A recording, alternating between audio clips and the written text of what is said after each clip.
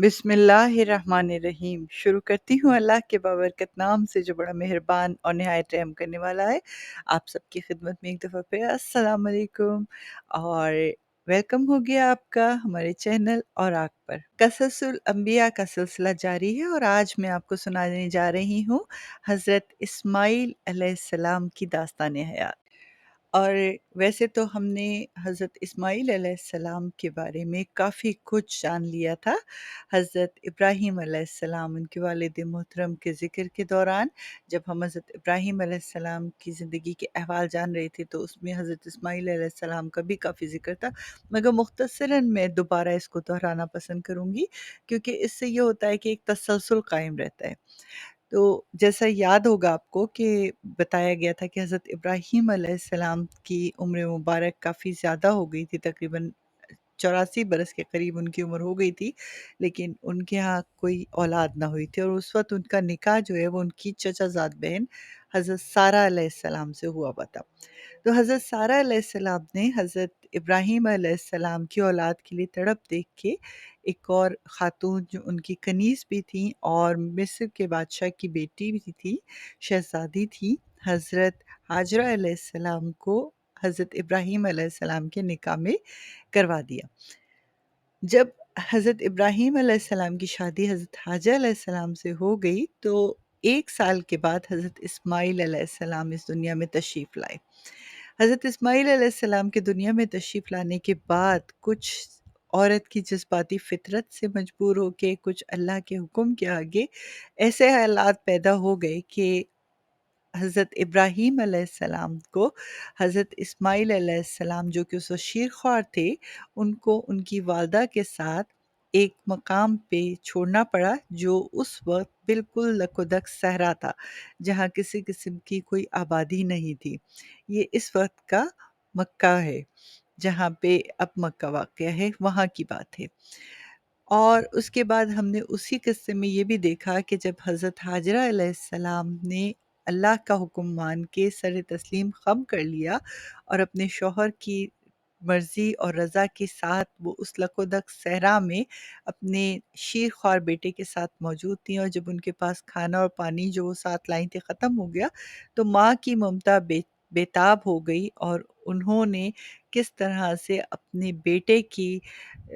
भूख और प्यास को मिटाने के लिए सफ़ा और मरवा के दरमियान चक्कर लगाए और किस कदर बेचैनी से अल्लाह ताला से मदद मांगी। और मेरा अल्लाह भी अपने पुकारे जाने पे कभी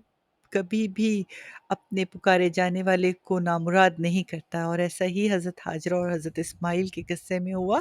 कि हज़रत जिब्राईल अलैहिस्सलाम को हज़रत इस्माइल अलैहिस्सलाम के पास भेजा गया और कहीं लिखा है कि उन्होंने अपना पैर मारा और कहीं लिखा है कि उन्होंने अपना पर मारा और वहाँ से एक ऐसा चश्मा बुलंद हुआ जो आज तक जारी है और जिसे हम ज़म-ज़म के नाम से जानते हैं। और ये भी कहा जाता है कि नबी अकरम सल्लल्लाहु अलैहि वसल्लम ने फरमाया कि अगर इस्माइल की माँ जल्दी ना करती और उस ज़मज़म को रोकने के लिए एक छोटी-सी मुंडेर ना बनाती तो शायद वो पानी इतना था कि वो पानी पूरी दुनिया को बहा ले जाता। और ये भी बताया था आपको कि ज़म-ज़म के मायने हैं रुक जा। तो हज़रत हाजरा अलैहिस्सलाम ने उस पानी को बहने से रुकने के लिए अपने जज़्बात से मग़लूब होके जो लफ़्ज़ कहा ज़म-ज़म, वही उस कुएँ का नाम पड़ गया है। उस वक़्त मैंने उस कुएँ की बहुत सारी डिटेल्स आपको दी थी। मैं वो डिटेल्स यहाँ दोबारा नहीं दोहराना चाहती हूँ, लेकिन जिन लोगों ने जानना है वो हज़रत इब्राहीम अलैहिस्सलाम के किस्से को जाके सुनें, वहाँ पे काफ़ी डिटेल मौजूद है। फिर हमने उस किस्से में एक और बड़ी अज़ीम कुर्बानी भी देखी थी कि किस तरह से अल्लाह के नबी ने एक ख्वाब देखा कि वो अपने बेटे को ज़िबह कर रहे हैं और जब उन्होंने इस ख्वाब का ज़िक्र हज़रत इस्माइल अलैहिस्सलाम से किया जो उस वक़्त बहुत ज़्यादा बड़े नहीं हुए थे, सने बलूग़त को तो पहुँच गए थे, समझ-बूझ तो आ गई थी, लेकिन इतनी बड़ी उम्र नहीं थी। तो उन्होंने फ़ौरी तौर पे अपने बाप से रज़ामंदी ज़ाहिर की कि अगर अल्लाह ने आपको हुक्म दिया है कि अपने बेटे को कुर्बान कर दें उसकी राह में, तो मैं आपको बख़ुशी ये हुक्म मानने को कहूँगा, कुर्बानी के लिए तैयार हूँ। اور جب حضرت ابراہیم علیہ السلام حضرت اسماعیل علیہ السلام کو لے کے ان کی والدہ کے پاس جاتے ہیں اور انہیں کہتے ہیں کہ ان کو تیار کر دو، وہ ان کو تیار کرتی ہیں، اچھے سے کپڑے پہناتی ہیں، سرما لگاتی ہیں، اور اس کے بعد جب وہ اپنے باپ کے ساتھ نکلتے ہیں تو اس وقت 3 مقامات پہ شیطان جو ہے وہ حضرت ابراہیم علیہ السلام کے دل میں وسوسہ پیدا کرنے کے لیے آتا ہے، اور تینوں مقامات پہ اللہ کے حکم سے وہ ان کو 7 کنکریاں مارتے ہیں، جس سے وہ زمین میں دھنستا چلا جاتا ہے۔ اور دیکھیے اللہ کی شان کہ اپنے محبوب کی اس ادا کو اتنا پسند کیا کہ اسے حج کا لازمی جزو قرار دے دیا۔ اور آپ لوگوں کو معلوم ہے جو حج کر کے آئے ہیں کہ وہ 3 مقامات پہ کنکریاں مارتے ہیں۔ یہاں یہ بھی کہا جاتا ہے کہ جب شیطان وہاں سے ناکام ہو گیا تو اس نے ایک عورت کا روپ دھارا، اور عورت کا روپ دھار کے وہ حضرت حاجرہ علیہ السلام کے پاس پہنچا، اور شاباش ہے اس ماں پہ کہ جب اس نے اس ماں سے پوچھا کہ تیرا بیٹا کہاں گیا ہے، تو انہوں نے کہا کہ وہ اپنے باپ کے ساتھ باہر گئے ہیں، تو کہا کہ نہیں، تیرے بیٹے کو ابراہیم اللہ کی راہ میں قربان کرنے جا رہا ہے۔ تو آپ نے فرمایا اگر یہ اللہ کا حکم ہے تو سبحان اللہ سبحان اللہ، تو مجھے یہ ایک اسماعیل نہیں، میں 100 اسماعیل اس پہ قربان کرنے کو تیار ہوں۔ کیا شان ہے اس ماں کی۔ بہرحال یہ قربانی اللہ تعالیٰ نے قبول کی، اور اللہ تعالیٰ نے فرشتے حضرت ابراہیل علیہ السلام کو حکم دیا، وہ جنت کا پلا ہوا ایک مینڈھا لے کے آئے، اور اس وقت جب حضرت اسماعیل علیہ السلام نے اپنے باپ سے کہا کہ اے میرے باپ، آپ اپنی آنکھوں پر پٹی باندھ لیجئے اور میرے منہ پیشانی کی طرف میرا جو ہے وہ زمین کی طرف کر کے لٹا دیجئے، تاکہ میں اس قربانی کے دوران آپ کا چہرہ نہ دیکھ سکوں اور آپ کا دل اپنے لخت جگر کو قربان ہوتے دیکھ کے متزلزل نہ ہو جائے۔ اور انہوں نے ایسا ہی کیا، اپنے بیٹے کی بات مان لی، مگر جب پٹی کھولی تو کیا دیکھتے ہیں کہ حضرت اسماعیل علیہ السلام جو ہے وہ سامنے کھڑے ہوئے مسکرا رہے ہیں، اور ایک دمبا جسے وہ تیز دھار چھری اپنے ساتھ لے کے آئے تھے اسے کٹ چکا ہے۔ کیا شان ہے میرے نبی کی، کیا شان ہے اللہ کی کہ جس نے اپنے نبی کی اس قربانی کو قبول کیا، اور رہتی دنیا تک مسلمانوں کو اس قربانی کے لیے حکم فرمایا اور اسے حج کا ایک رکن بھی بنا دیا۔ ایک اور جگہ لکھا ہے کہ ہم نے قرآن پاک میں لکھا ہے کہ ہم نے اسماعیل کو اس کی قربانی کے بدلے میں ان کا فدیہ دے دیا، یعنی جو دمبا آیا تھا وہ حضرت اسماعیل علیہ السلام کی قربانی کا فدیہ تھا۔ اس کے بعد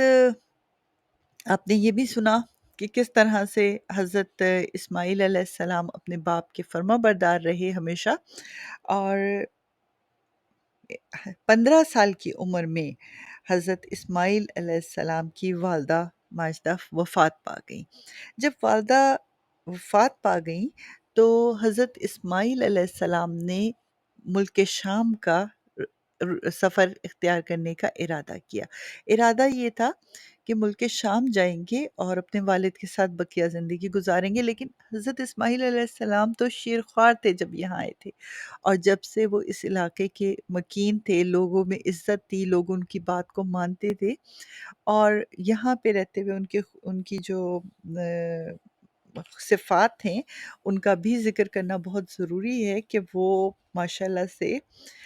بہت اچھی، ویسے تو وہ عربی نہیں جانتے تھے لیکن یہاں رہتے ہوئے انہوں نے عربی سیکھنی شروع کی، اور بڑی بلاغت سے وہ عربی بولا کرتے تھے، اور کہا یہ جاتا ہے کہ نبی اکرم صلی اللہ علیہ وآلہ وسلم کا عربی بولنے کا انداز بھی بالکل ایسا تھا جیسا حضرت اسماعیل علیہ السلام کا تھا۔ تو پھر بات وہیں آتی ہے کہ جب انہوں نے اپنے باپ کے ساتھ ملک جانے کا، شام کی طرف سفر کرنے کا ارادہ کیا تو لوگوں نے ان کو جانے نہیں دیا، منع کر دیا، روک دیا، اور ان کا نکاح جو ہے وہ امالیق قبیلے کی امارہ بنت سعد سے کر دیا۔ امارہ بنت سعد کے بارے میں یہ کہا جاتا ہے کہ وہ مزاج کی درست खातून थीं और एक दफ़ा हज़रत इस्माईल अलैहिस्सलाम से मिलने के लिए हज़रत इब्राहीम अलैहिस्सलाम का आना हुआ, तो उनका रवैया हज़रत इब्राहीम अलैहिस्सलाम के साथ इस कदर नारवा था कि जाते वक़्त हज़रत इब्राहीम अलैहिस्सलाम ने हज़रत इस्माईल अलैहिस्सलाम के लिए ये पैगाम छोड़ा कि इन खातून से अलहदगी इख्तियार कर ली जाए। और हज़रत इस्माईल अलैहिस्सलाम ने हमेशा अपने वालिद की फर्माबरदारी की, तो उन्होंने ऐसा ही किया। इनसे अलहदगी के बाद इन कौम के लोगों ने हज़रत इस्माईल अलैहिस्सलाम का निकाह जो है वो जुरहम कबीले की एक खातून से कर दिया, जिनका नाम जो है वो सैयदा बिन मज़ास था। और उसके बाद सैयदा बिन मज़ास जो है हज़रत इब्राहीम अलैहिस्सलाम एक दफ़ा फिर उनको जब विज़िट करने आए हज़रत इस्माईल अलैहिस्सलाम को, तो ये महसूस किया कि ये खातून बहुत मुनासिब है, उनका रवैया बहुत मुनासिब था और हज़रत इब्राहीम अलैहिस्सलाम ने उनको पसंद फरमाया। फिर हमने हज़रत इब्राहीम अलैहिस्सलाम ही के क़िस्से में एक और चीज़ देखी कि जब हज़रत इब्राहीम अलैहिस्सलाम को हुक्म हुआ कि खाना काबा की तामीर की जाए, तो हज़रत इब्राहीम अलैहिस्सलाम ने हज़रत इस्माईल अलैहिस्सलाम से इसका ज़िक्र किया और हज़रत इस्माईल अलैहिस्सलाम ने हज़रत इब्राहीम अलैहिस्सलाम का साथ दिया। और कहा यह जाता है कि जो पत्थर और गारा हज़रत इस्माईल अलैहिस्सलाम जमा करते थे वो 5 अ, पहाड़ों से लाया गया था, जिनके नाम लिखे गए हैं कि तूरे हिरा था, तूरे जोदी था, तूरे ज़ीता था, तूरे लबनान था और तूरे सीना था। तो इन 5 जगहों से हज़रत इस्माईल अलैहिस्सलाम पत्थर और गारा इकट्ठा करते रहे और हज़रत इब्राहीम अलैहिस्सलाम जो हैं वो अपने हाथों से खाने काबा की तामीर करते रहे। और ये बात भी आपको बताई गई थी कि किस तरह से मकाम इब्राहीम पे खड़े होकर उन्होंने तामीर की और मकाम इब्राहीम का क्या रवैया था, इसका ज़िक्र भी मैंने हज़रत इब्राहीम अलैहिस्सलाम के किस्से में किया है। उसके बाद जो ख़ास बात हुई वो ये कि जबले कैस से हजर अस्वद को मंगवाया गया, जिसे जन्नत का मोती या जन्नत का पत्थर कहा जाता है। और उस वक़्त जब ये जबल कैस से आया था तो उस वक़्त इसका रंग भी सफ़ेद था, जैसे कि बताया जा चुका है। और उसके बाद जब हज़रत इब्राहीम अलैहिस्सलाम खाना काबा की तामीर मुकम्मल कर चुके, तो वापस जाते हुए हज़रत इस्माईल अलैहिस्सलाम को खाना काबा का मुतवल्ली बना गए। इस तरह ये एज़ाज़ हज़रत इस्माईल अलैहिस्सलाम के हिस्से में आया कि वो खाना काबा के पहले मुतवल्ली थे। उसके बाद हम ये भी कहते हैं कि हज़रत इस्माईल अलैहिस्सलाम का जब इंतकाल हुआ तो बाबत बिन इस्माईल हज़रत इस्माईल अलैहिस्सलाम के बेटे थे, वो खाना काबा के मुतवल्ली रहे। और फिर उसके बाद ये एज़ाज़ जो है ये इसी ख़ानदान के पास रहा। और जैसा कि आपको पहले भी बताया जा चुका है कि हमारे प्यारे आक़ाए दो जहां नबी अकरम सल्लल्लाहु अलैहि वसल्लम का जो शुमार है, जो उनका शजरा है, वो हज़रत इस्माईल अलैहिस्सलाम से मिलता है। यानी आप उनके जद्द अमजद होते हैं। और इसी वजह से अगर आपको मालूम हो कि मुतवल्लियों का सिलसिला दर्जा बदर्जा हज़रत मोहम्मद सल्लल्लाहु अलैहि वसल्लम के ख़ानदान में आया था। फिर अगर आपको एक बहुत मशहूर वाक़या याद हो सूरह फ़ील का, कि जिसमें हज़रत अबू तालिब रज़ी अल्लाह ताला अन्हो जो हैं वो उस वक़्त मुतवल्ली थे। और जब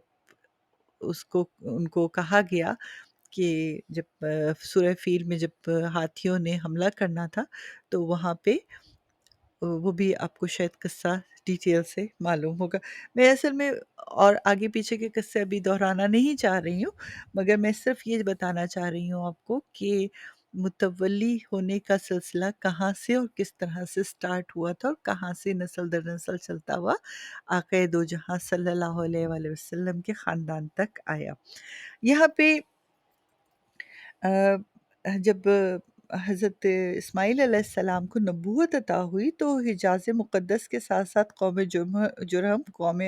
عمالیق اور تمام علاقے جو وہاں پہ ان کے لیے موجود تھے، ان کو انہوں نے درس و تبلیغ اور ایمان کی روشنی سے منور کیا۔ 3 اوصاف گنے جاتے ہیں اگر ہم اس ساری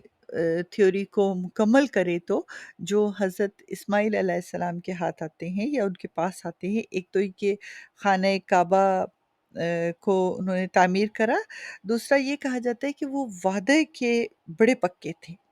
جو وعدہ کر لیتے تھے، جو زبان سے نکال دیتے تھے، وہ اس کو ادا کرتے تھے، اور دوسرا یہ کہا جاتا ہے کہ وہ نماز اور زکوٰۃ کا حکم دیا کرتے تھے۔ یعنی اللہ تعالیٰ نے جو نبی اکرم صلی اللہ علیہ وسلم سے پہلے، جس کو اب ہم کہتے ہیں دین ابراہیمی کہہ لیں، یا یہ کہہ لیں کہ ایمان، ہمارا تو ایمان یہ ہے کہ جتنے بھی نبی آئے ہیں وہ سب کے سب پائیمان تھے۔ آپ اس کو مسلمان کہہ لیں یا اللہ کے پاک پیغمبر کہہ لیں، پاک نبی کہہ لیں، جو نام دینا چاہیں دے سکتے ہیں۔ اللہ نے صرف ایک ہی دین دنیا میں اتارا تھا، اور تمام انبیاء علیہ السلام جو ہیں وہ اسی دین کو ماننے والے تھے۔ حضرت اسماعیل علیہ السلام کی عمر مبارک 137 سال بتائی جاتی ہے، اور ان کی اولاد کے بارے میں یہ کہا جاتا ہے کہ سیدہ بنت مزاز جو ان کی دوسری اہلیہ تھیں، ان سے ان کے 12 لڑکے پیدا ہوئے جو مختلف علاقوں میں پھیل گئے، اور ان کی ماشاءاللہ اتنی آبادی ہوئی کہ حجاز سے نکل کر وہ شام، عراق اور یمن میں بھی پھیل گئے۔ اور یہ کہا جاتا ہے کہ حضرت امام ابن کثیر سے روایت ہے کہ جو حجاز اور اس طرف کے عرب کے علاقے میں جو لوگ ہیں، وہ ان کی 2 اولادیں قیدار اور نابت کی اولادوں میں سے ہیں، جو 12 میں سے 2 اولادیں قیدار اور نابت ان کی اولادوں میں سے ہیں۔ اور ایک اور جو بڑی اچھی بات ہے جو جاننا ضروری ہے کہ حضرت اسماعیل علیہ السلام وہ پہلے شخص تھے جو گھوڑے پر سوار ہوئے۔ اس سے پہلے گھوڑا جو ہے وہ ایک جنگلی جانور کے طور پہ پیش کیا جاتا تھا، اس کو سواری کے لیے یوز نہیں کیا جاتا تھا۔ تو حضرت اسماعیل علیہ السلام کا یہ کارنامہ ہے کہ انہوں نے گھوڑے کو سدھایا، اور سدھانے کے بعد اس کو سواری کے طور پہ استعمال کرنے کا آغاز کیا۔ اور اسی لیے نبی اکرم صلی اللہ علیہ وسلم کے بارے میں کہا جاتا ہے، حضرت عبداللہ بن عمر سے روایت ہے کہ آپ صلی اللہ علیہ وسلم نے کہا ہے کہ گھوڑوں کو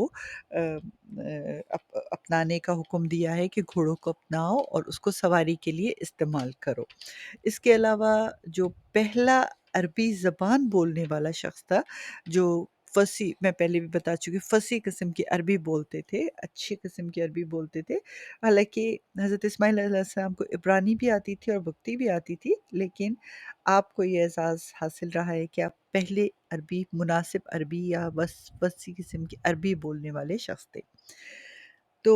حضرت اسماعیل علیہ السلام کی زندگی کے حالات یہی تھے۔ ان کا 137 سال کی زندگی ان کو ملی، اور جب ان کا انتقال ہوا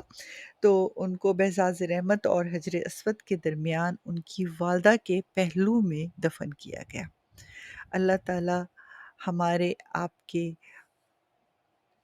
گناہوں کو معاف فرمائے، ہمیں اعزاز بخشے کہ ہم عبادت کرتے رہیں، نیکی کرتے رہیں، اپنے لیے، میرے لیے، سب کے لیے دعائیں مانگتے رہیے گا۔ بشرط زندگی اگلے انبیاء علیہ السلام کے قصے کے ساتھ پھر حاضر ہوں گی۔ اپنا بہت سارا خیال رکھیے گا، میرے والدین کے لیے دعا کیجیے گا۔ اللہ حافظ۔